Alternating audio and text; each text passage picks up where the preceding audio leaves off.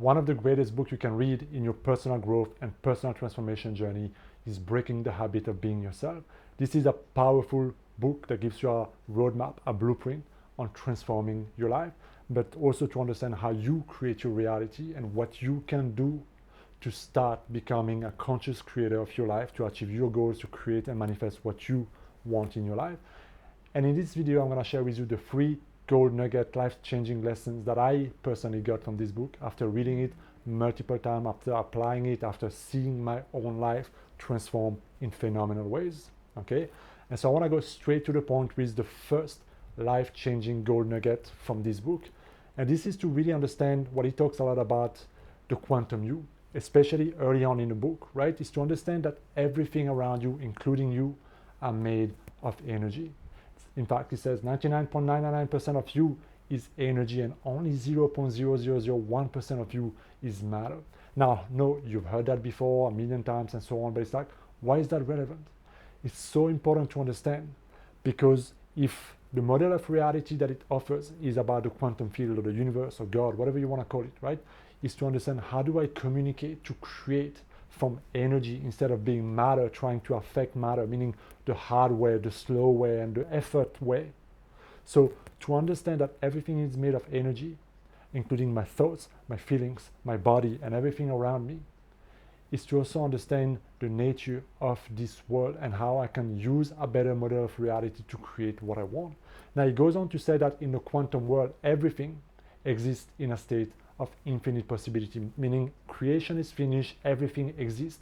It's just in a state of possibilities. So how do we turn a possibility into a reality? Well, this is where you have to understand that the moment you observe something, you create it. So he says that in the quantum field, the act of observing is the act of creating. Now, what does that practically mean for you? How do you create anything in your life? How do you observe anything in your life?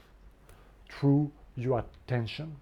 And this is the first gold nugget lesson, really understanding the power of your attention and how the more you focus on something, like it says, where you put your attention is where you put your energy. And if everything is energy, the most valuable currency you have is energy.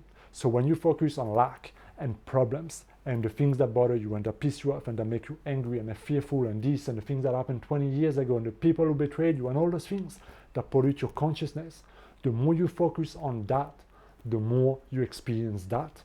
The more you reaffirm those experiences in your life, the more you become a vibrational match to more of those experiences, because he says that, okay, the thoughts draws the intention out and the feeling brings the experience to you. So the first pitfall that most people have is that they're unconscious to what they focus on. So they keep focusing on what they don't want, what they want to change, and all those things, without knowing that the more I focus on that aspect, the lack or what I don't want anymore, the more I plant it firmly into the ground, into my life. So to start changing anything in your life is to start paying attention and giving you attention, meaning your energy, toward what you want, toward gratitude, toward your goal, toward abundance, toward prosperity, toward love, whatever it may be that you want more of your life. You gotta start becoming conscious of where you place your attention. And this brings us to the gold nugget number 2. Your personality creates your personal reality. Now, if you watch any of my videos, you know that I talk a lot about the power of your self-image, the power of your identity, and how your identity is a direct reflection of what you create in your life. And that's pretty much what he says by your personality creates your personal reality. Who you are being, meaning right now, everything that you identify yourself with, from the moment you're born all the way to today, you have memorized, identified, created programs, belief, and neural connections and values and so on that are defined how you are being, how you think, how you feel, how you act, how you decide, how you perceive, how you talk, how you walk, how you show up in your life. So you are programmed to be a certain way, and this is why the name of the book is Breaking the Habit of Being Yourself, because who you think you are is simply that habitual program that is being memorized to past experiences and conditioned and reaffirmed so many times that is just so unconscious. He says that 90% of what we do every single day, from the moment we wake up to the moment we go to bed, is completely unconscious, meaning highly habitual.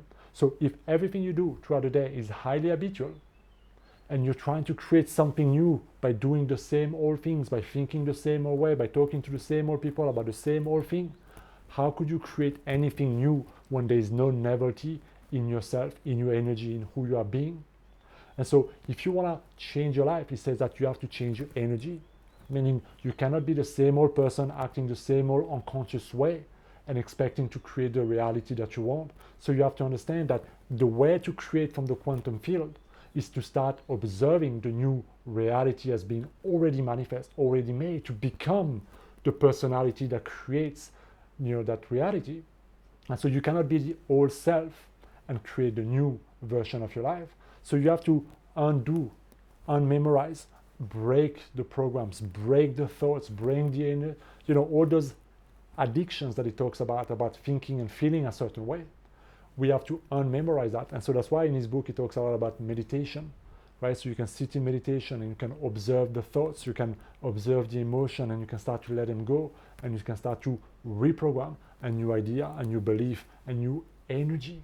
Because again, when you focus on what you want and your goal and what you want to create, you send an intention out, and then you go into the feeling of it, right? As if it's done, you draw that experience through you, and if you can maintain it, meaning if you can be that new self, that new personality, the quantum field will start reflecting that back to you. And this is the gold nugget number 3.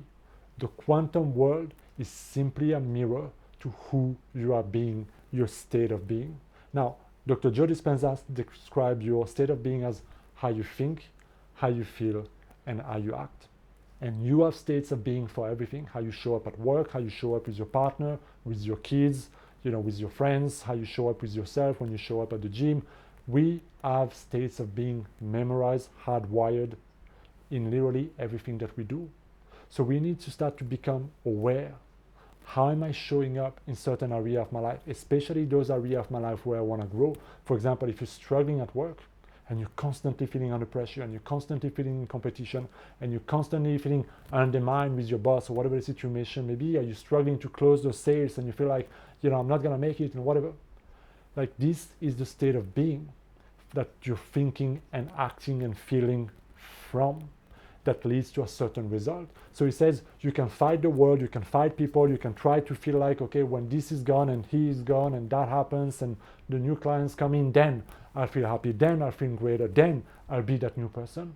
But if you want to create from the quantum world, you have to realize that I am first the person who needs to change. I need to change my energy first. So I need to change how I think, how I feel, how I show up, until then I am able to create and generate new possibility.